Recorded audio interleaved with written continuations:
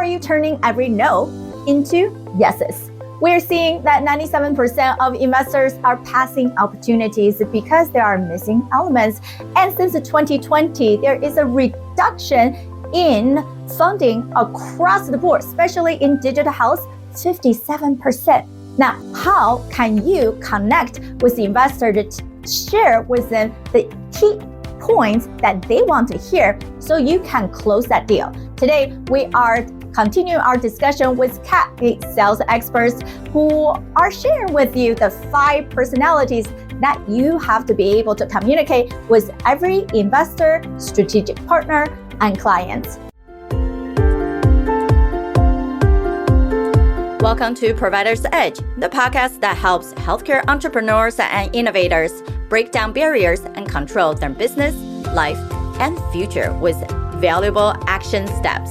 With me, your host, Sabrina Runbeck, a recovered clinician and a business deal catalyst. Let's rewrite the rules and create a positive social impact while increasing your profitability. And just yesterday, I usually ignore all the pitch emails, especially they're like thinking that we are a hospital or clinic. I'm like, just because I have a clinician and I have a degree doesn't mean our business is a hospital. Clearly, you took no more than 2 seconds to look at my profile or my website. And so if you're not going to put effort into it, like, don't waste my time, right? Right, exactly. So I have to be like, well, most of people would see that and mark you as spam. And now your email going to tagged by Google as spam. And you're not really going to have a working email anymore if you keep doing that. But most people probably not even going to say that to you. And then I even have people who are boom, boom, one email after another, very aggressive, no deliverable, right? It means like they kind of like, oh, meet this person, that person. I'm like, what's the relevancy? Don't even answer it and just bring in the next person. And it's like, oh, we do this, we do that. I'm like, but why are you contacting me, right? Clearly, you still haven't spent the time to look into what we do, not even company level. Let's just say personal level. You can check out someone's LinkedIn to have the 2-minute glance instead of like follow up. So all those boring follow-up is actually turning people off. So going back to that, so in terms of clearly people didn't know my buyer persona, right? Or even what I'm doing. So Kat, quickly help us to list out those 5 persona again. Absolutely. So there's 5 main ones. And at the end of the day, it really goes through kind of a one of those graphs. So on one graph, there's connection and on one axis, and on the other axis, there's logic. So if we look at the person who, and connection, what I mean is they need to feel connected to you, right? So the first one that we look at is the producer. So this person is very logic driven, right? So they want a bunch of information. They need to know exactly what's going on. They want detail and they want data, right? So what they're really motivated by is getting that information. And from that, they are going to make a decision. Now, it doesn't mean that they don't want some connection, but they're not really focused on how much they like you.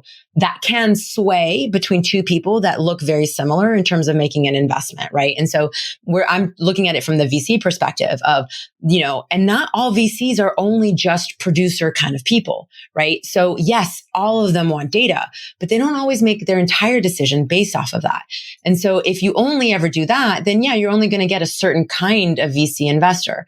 So what you really want to make sure you're doing is providing them enough information, data, and even case studies so that they can make that decision. They need to see how you're going to be able to leverage the investment, right? So, and how you've been able to create success in the past and how what their investment is going to do and how it's going to multiply, right? So they want to see the facts, the figures, the budget, the projections, all those good things. They want that big, thick packet, right? The next level is the director. So I align these to kind of movie themes because I love movies, but a director is a little bit more purpose driven, right? So it's a little bit less on information, not a bunch less. So these kind of like transition a little bit, right? So as we're going through these, it's less about data and more about connection. So the director still wants to be connected. And if you think about a director, they're more about the vision, right? And that's more emotional than just what's on the piece of paper, right? So a producer, right, is generating the revenue for the movie and all that other stuff. The director has the vision in mind, and they're keeping that close to their heart in terms of making decisions. They're still very results oriented. They're very decisive, but they prefer efficiency, right? And so if you're telling me this is going to cost more, but it'll be more efficient, they're in alignment with that. A producer, they just want to see the bottom line number, right? So you want to make sure that you're showing them how everything fits together. So that process flow, that hierarchy, what is the plan? How are you going to get the ROI? Right. So again, the producer wants to see some of that too, but it's where are they going to put the value of the information and how much are they going to go right to that in terms of the summary. So what are they looking for first? Because that's where they're going to have that innate reaction and make a big decision. So then we go to the star, right? We're thinking movie star kind of thing. So if you think about them, they're very interactive. They're very social. They want to be connected. They want to be the popular people. And you're probably going to recognize yourself in some of these, right? So they are very engaged and interactive. So this is where firework experience is really important, right? These are people who are often on stage. They're interactive. They're very engaging, very dynamic. If you've ever felt drawn to them afterwards to be like, oh my God, like that was such an amazing speech, you're probably talking to someone who's a star. And so basically you want to make sure that you're leveraging a firework experience. So you really got to think about, when it comes to VC funding, how are you engaging with this person? Right? Are you helping them have a good experience of what it would be to look and interact with you as a CEO? Or are you just kind of hiding behind the scenes? And is that the kind of CEO they want for the kind of business they want to invest in? Right? So it's really important to make sure you're sharing social proof and that you're showing them who you're connected to and how you're going to be able to expand and leverage that network. That's what they want to see if they're a star, right? They want to see how they can get more than just what's in the business. They're looking at you as more of a person, right? So the next one is now we're getting really to the heart of it. This is the kind of people that take like 5, maybe 6 sales calls sometimes. So this is the VC that's going to have lots and lots of conversations. They want to know all about you, who you are, how many kids you have, what do you do in your spare time, how many degrees do you hold, all the things. And they're really looking for that personal service, right? That attention. They want to see that you're really a part of this business and you're not just really disconnected, right? They want to see around the community that you've built, the kind of relationships you have, and they're really leaning in on, do they trust you? Are you going to show up the way that, that you are and all that good stuff? So you want to make sure that you're implementing rapport, right? And really creating that ability for accessibility, building that trust. Do you have those connections? Do you have the right people in the right places? Is there a good culture? Is there great interaction? Or is it toxic? Now, there are plenty of investors who have no problem investing in toxic cultures, right? Amazon. So, I'm just saying, right? Or no, yeah. And Apple, right?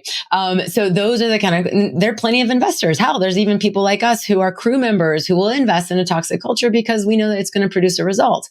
But you just want to know what kind of person you want investing in your business because they're also going to show up and support you in that way too. So if you get a producer, then they're not going to care that your kid was sick.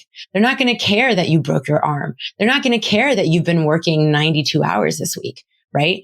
But someone who's in crew, they may be more concerned around the longevity of you as a CEO. And if you are burning yourself out, then you're not going to be able to sustain this business long term.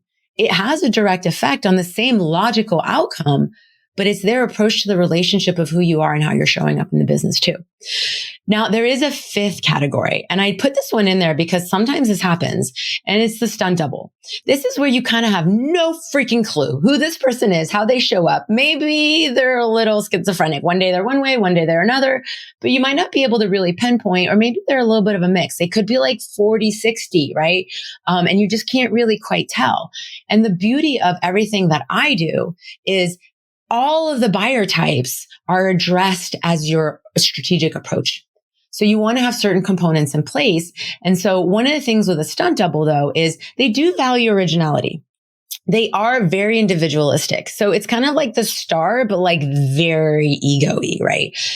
They can be influenced by trends, right? And so there's a lot of like, younger people, if you will, right, that are in this category. So they can be driven more so by emotional triggers and how something makes them feel. So one day they might be a little bit more logic driven. And so if something doesn't sound or seem or feel right, then they can't connect to the logic. And so they're not going to get behind what it is that you have. One of the things that you can help with getting them to make that decision of helping that person invest in your business is creating natural and ethical urgency, right? And so what you want to do is highlight the immediate benefits and easy wins and the unique features that you have as part of your business and positioning that helps them see how you will leapfrog your competition. So those are the different buyer types and kind of what it is that they're valuing, how it is that you want to kind of motivate them, and essentially how to sell to them so that they want to get behind what it is that you're offering. Exactly. It's that really understand, I feel like, number one, what is your own buyer persona? And Right. so then oh, I can identify those people really fast, right? And then learning about all these other personas out there to say, how do I create materials, activities, experience that are able to capture all of them in some capacity? So that means because we have automation, we have emails, we can tweak the email to match that one persona, that one perception of a people, right? So we can really leverage multiple tools to say, yes, it might be getting really complicated. There's all different type of people who see and make decisions. But if we are able to approach from different angle, the way that we perceive things, we write things, we send that text message, we have videos, we have shorter ones, we have longer ones, capture people who are even like different learning styles, right? And as Kat saying, if you're a natural thing like myself and Kat, we like to podcast, right? We love to speak with other people. We love to have small group of people that network and then see how people are connected. It gave us joy. That's what we're going to do more and more. But what we, perhaps even myself, don't want to get stuck in the inbox. Even people are reaching out to me. Some are great. Some you just have to figure out if they're actually even decision maker. Will it be even good for me to have a conversation? Kat and I we're just diving into the game-changing framework for building authentic, lasting relationship with investors. A method I called it Investor Relationship Bullseye. This approach focuses on moving from surface-level connections to value-driven partnerships that create alignment and long-term success.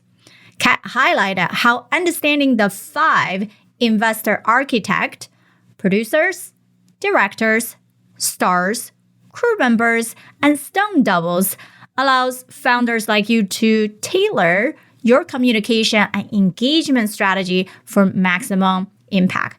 Really, this is not just about founders getting investments or business deals. It's really about all of us who are leaders in the field. How do we convey one of our ideas to the rest of the team members or to your own board of advisors or associates to get that buy-in? What stood out to me was her emphasis on patience and intention. Instead of chasing everybody, every investor, she recommended a targeted approach where each interaction builds toward a deeper connection. Founders who master this bullseye strategy see not only improved fundraising outcome, but also stronger post-investment partnerships. Later in our conversation, we will explore actionable ways to identify which architect aligns with your investors or whoever is the next decision maker you needed to communicate with, and how to adapt your pitch accordingly, from showcasing hard data to connecting on shared values. This method equips you, the innovators, the true drivers in healthcare, with the tools to engage investors authentically and effectively. So this segment underscores the importance of balancing data-driven logic with meaningful relationship to drive investment decisions.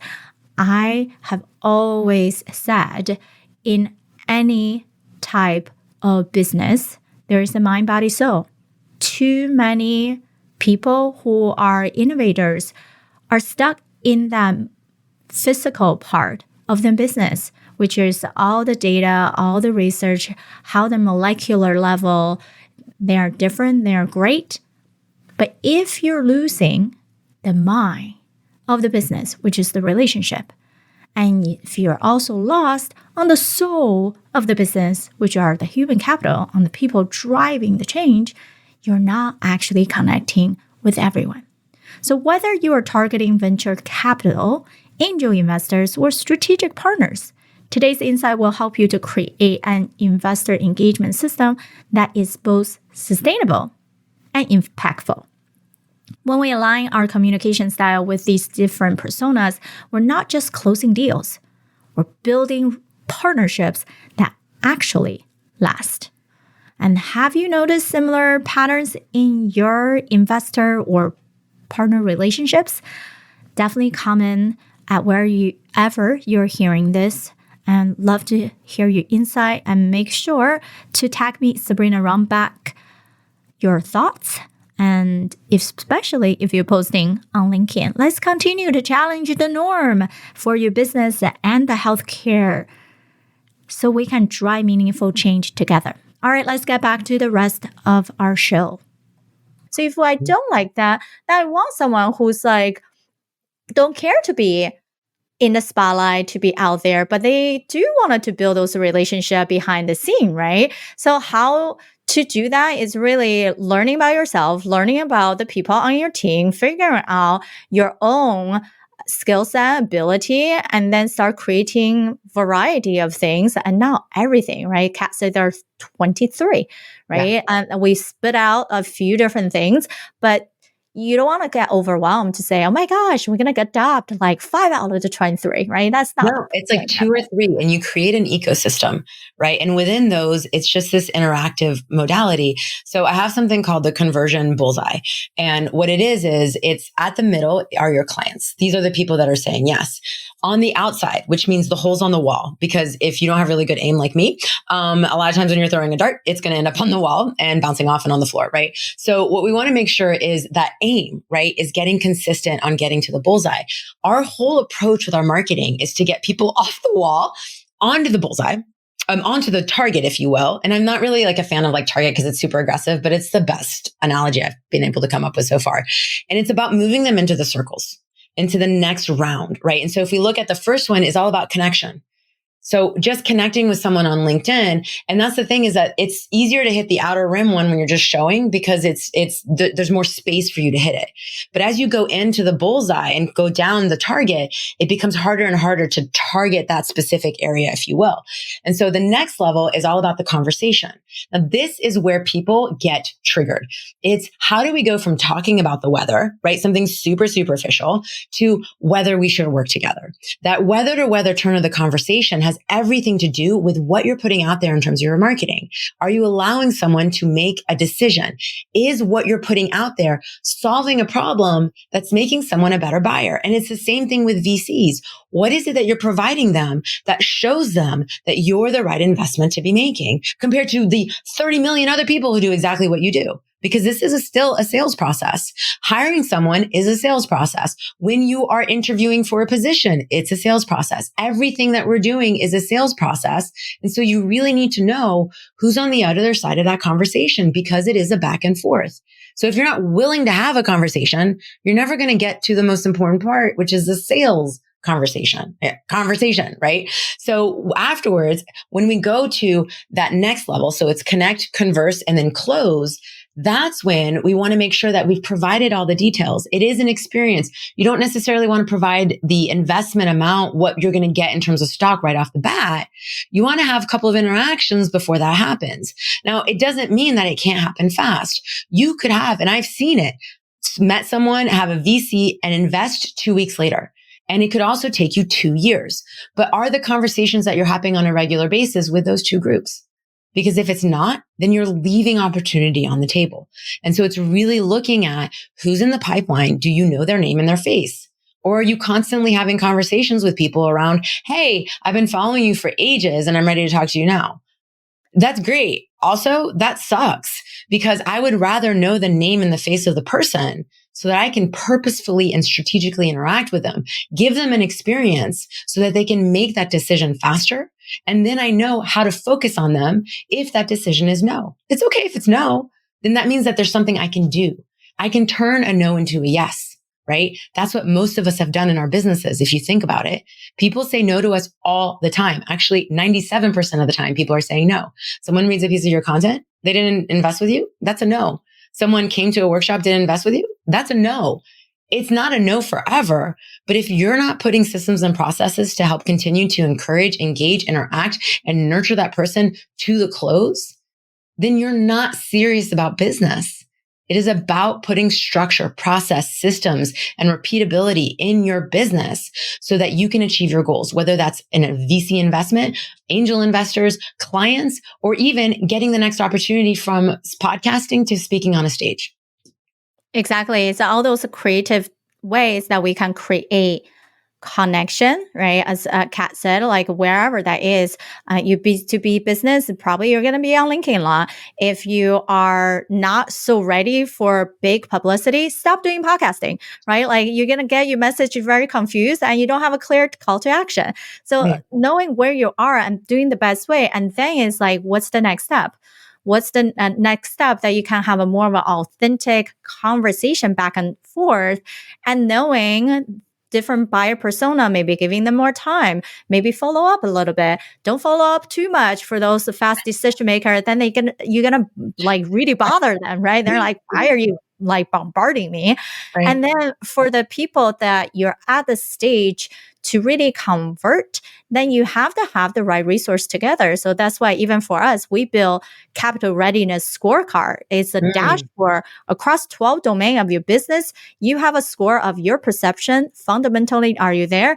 And our evaluation of SWOT analysis where you are, right? Very quickly, it's not just are you prepared? It's also give you the roadmap on what to do so you don't burn the cash. So the VCs will actually trust you.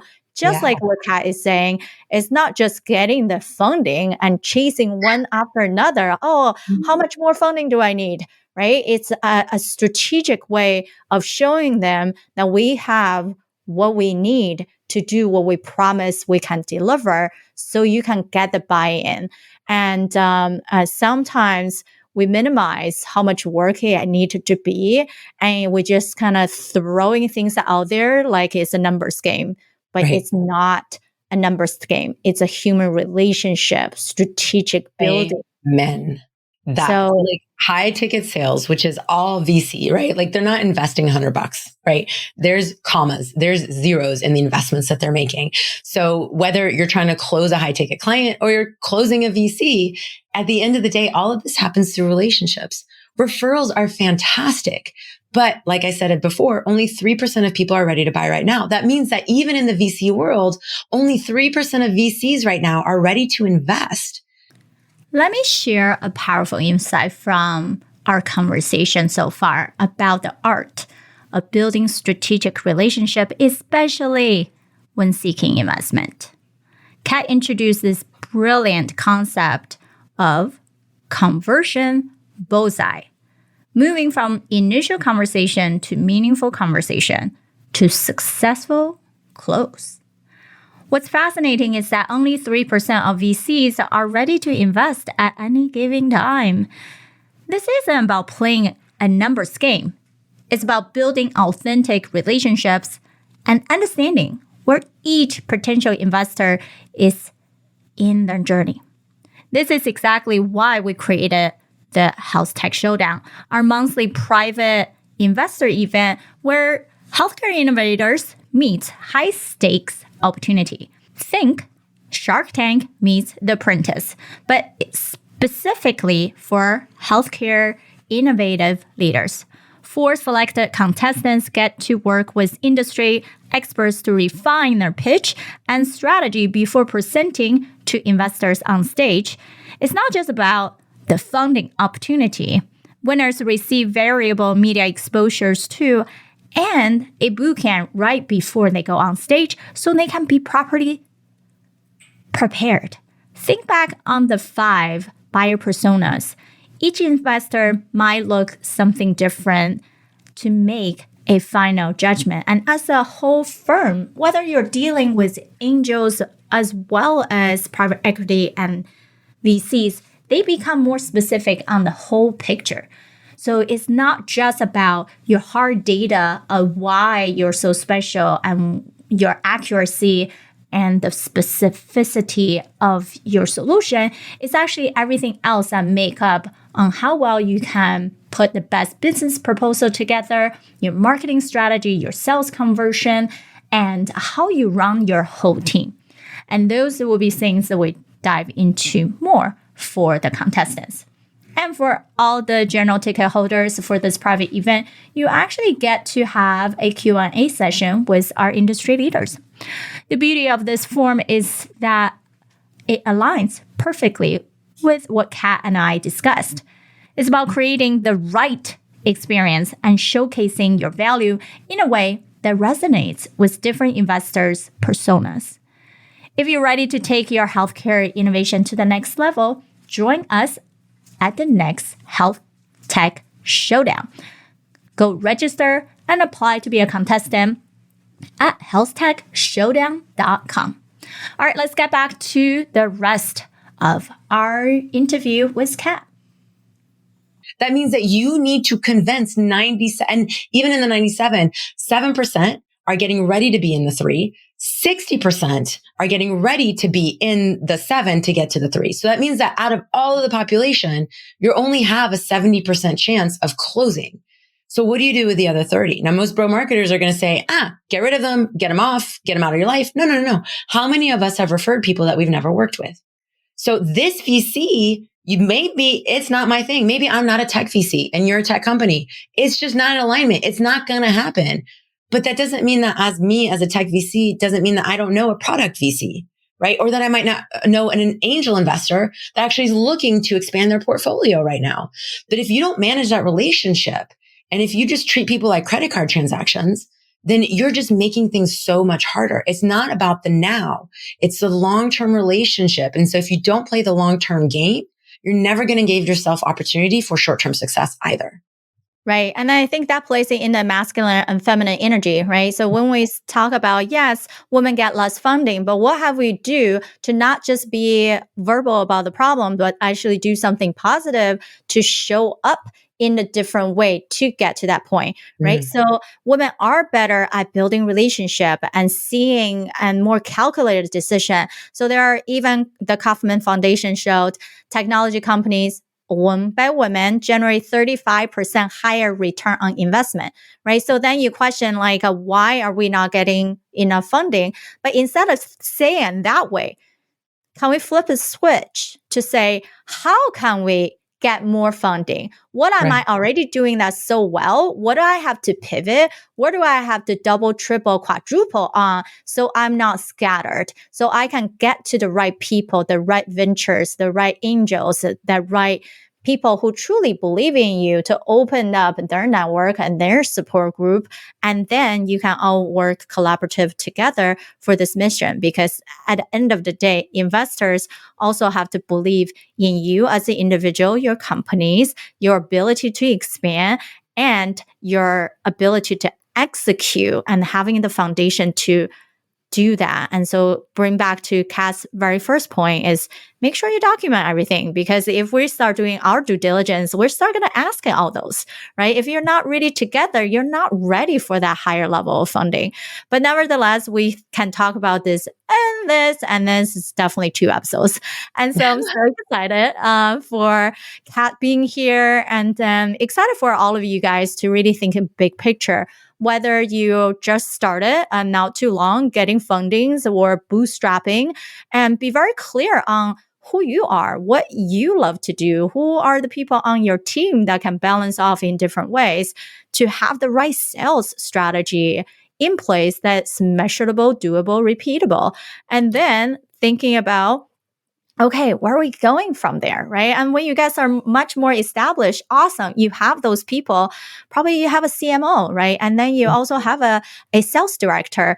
How are they working hand in hand And it's not just a marketing problem or sales problem. It's actually a whole system of customer journey problem. So being able to not just say, oh, I have a team to do that. But if you have no idea what they're actually doing, how they're creating the experience that you even improve, then you're not truly standing behind your brand. You're just too offhanded and detached to the mission that you're creating. So there's a lot of things to come out, but we would love for you guys to think about these and then tell us, whichever you're listening and watching this, comment and let us know, whether it's on LinkedIn or on the platform that you're listening, which one is your buyer persona? Can you identify that? And then how are you trying to figure out your own firework experience, or go directly to Kat to have that workshop with her so she can help you to put on the right path much quicker. So we appreciate you, Kat, and appreciate everyone for staying on. Thank you. From last episode and combining the powerful insight of buyer personas that we discussed today, let me share some particular intersect from everything that we have discussed and the conversation bullseye in healthcare tech funding. We explored how successful fundraising isn't about treating VCs like transactions. It is about understanding their decision-making style and building the right relationship. Kat brilliantly outlined 5 distinct investor personas: the data-driven producer, the vision-focused director, the social-connected star, the relationship-oriented crew member, and the trend-influenced stunt double. What's fascinating is how this ties into our conversation and Kat's conversion bullseye concept. The journey moves from outer ring, initial conversation, to inner circle, meaningful conversations, to the bullseye, successful close. But here's the key insight. Only 3% of VCs are ready to invest at any given time. The magic happens when you understand both their persona and where they are in their journey. That's why at Postpoint Pass, we developed our capital readiness scorecard, a comprehensive evaluation across 12 critical domains of your business. It helps you understand not just if you're prepared, but exactly what you need to build trust with investors based on their specific decision-making style, and how you can stand out above your competitors. Remember, this isn't a numbers game. It's about strategic relationship building. Are you treating potential investors like transaction, or are you building relationships that could lead to referrals even if they don't invest directly? The most successful, innovative leaders understand this distinction and adapt their approach accordingly. So let me ask you this. Are you on the journey to raise more funding or close your next big deal? How many meetings or initial contact you have to make before you can get to a close? Would you like to cut that long runway by half, or even just by 20%? Would that help you?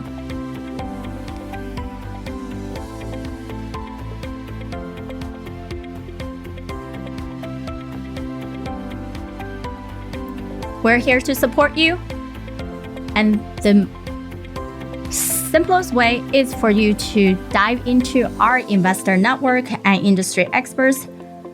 Register for Health Tech Showdown, and we would love to open our doors and our knowledge to support you to scale sustainably and effectively.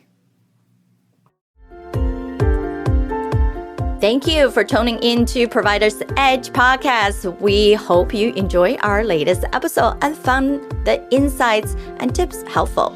We'd love to hear your feedback on the show and learn what topics you'd like us to cover in the future. So please take a moment to leave us a review on your favorite podcast platform and let us know what you think. Your feedback is essential to help us improve the show and provide you with the content you need to take your healthcare business to the next level. Thank you for your support, and we look forward to hearing from you soon.